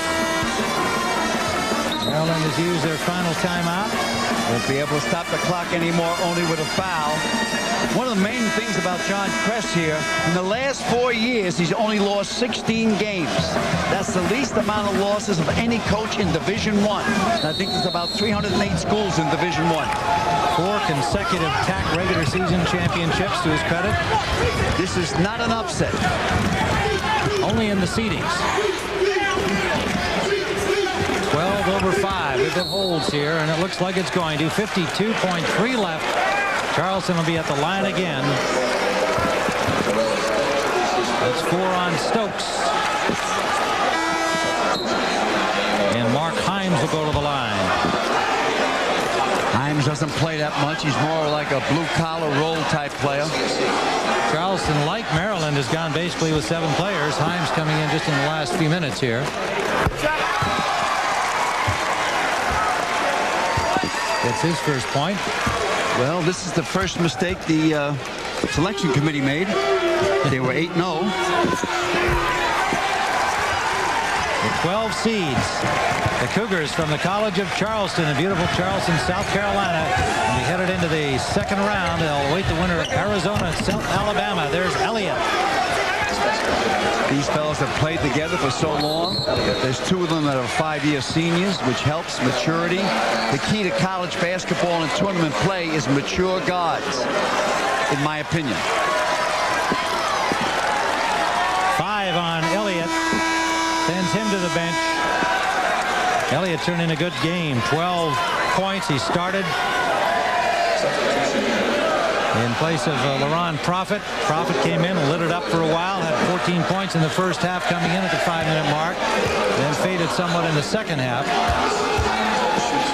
Himes at the line again for Charleston. Tim, we had him 2 years ago in the NCAA. I think when they lost to Wake Forest. But that game went right down to the wire. Yes, it did.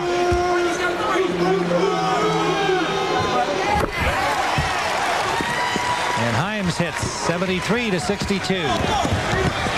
40 seconds remain. And a steal by Delaney and a steal back by Stokes. This is Kovarik for Profit. Profit hits. 73-64. 30 seconds remain. 30.9.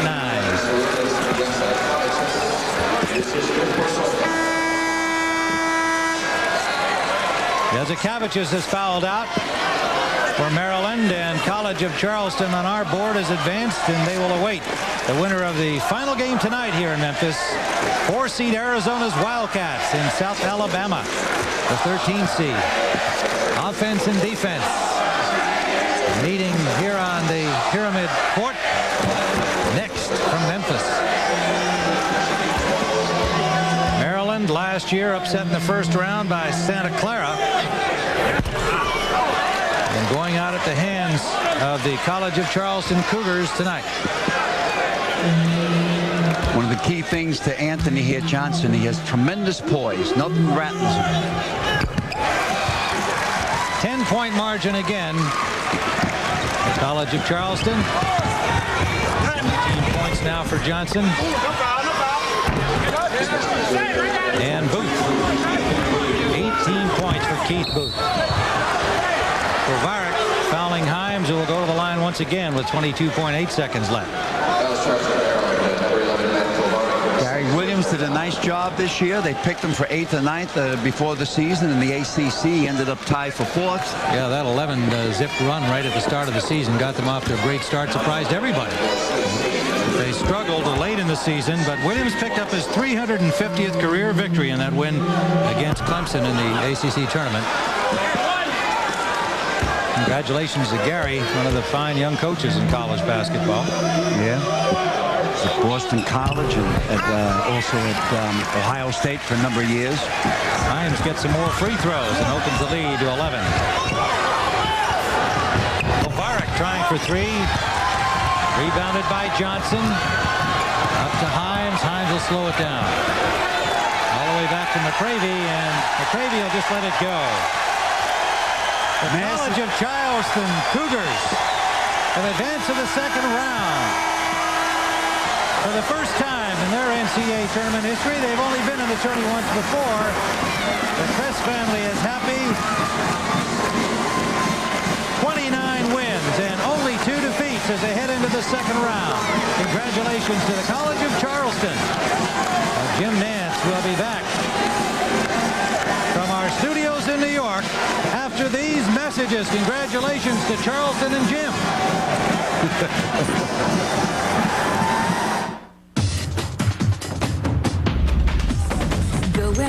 Show? Let's not tell her. All new Raymond, CBS Big Comedy Monday. All right, the defending champions, and it's just winding down out in Salt Lake City. A 92-54 victory for Rick Pitino and the Wildcats. And you really think it's a favorable bracket out there in the West for Kentucky this year, Clark? Well, I like what they do. They've got a good, solid front line, versatility in the backcourt, and the incentive to try to defend their championship in a season when they've had an awful lot of adversity. You saw that Wayne Turner had a big game with 19 points, 5 assists, 5 steals, and Kentucky advances on to the second round as expected. We'll continue in just a moment. Half hour away. Big headline of the night is the fact that Dean Smith has tied the Rupp record. Win number 876, a hard-fought victory over Fairfield. Here's what Smith had to say. Coach, congratulations. They sure didn't want to make this one easy on you, did they? Well, I never seen anything like Francis's shots, but we played as well as we can play the second half. That's the best maybe we played all year in the second half, and still maybe it wasn't going to be enough.